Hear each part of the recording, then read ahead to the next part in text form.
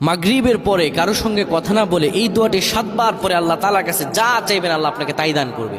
অভাবে আছেন, ঋণগ্রস্ত আছেন, মাথায় টেনশন, ঋণের বোঝা, বাড়িতে থাকতে পারতেছেন না, আল্লাহ সব আপনার পেরেশানি দূর করে দেবে ইনশাআল্লাহ। যদি আপনি আমলটি করতে পারেন, আমল মানুষের জীবন বদলিয়ে দেয়, আমল মানুষের জীবনকে পরিবর্তন করে দেয়। আল্লাহ তাআলা আপনার সব দোয়া কবুল করে নেবেন ইনশাআল্লাহ।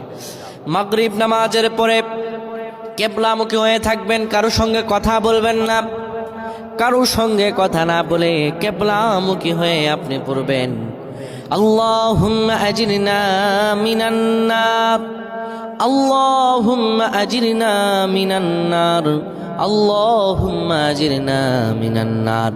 যদি এটি আপনি মাগরিব নামাজের পরে কারো সঙ্গে কথা না বলে পড়ে 7 বার পরে দুটি হাত তুলে আল্লাহর কাছে দোয়া করেন, আল্লাহ জাহান্নামের আগুন থেকেও বাঁচাবেন এবং আল্লাহ আপনার সব দোয়াগুলো কবুল আর মঞ্জুর করে নেবেন। আল্লাহুম্মা আমিন।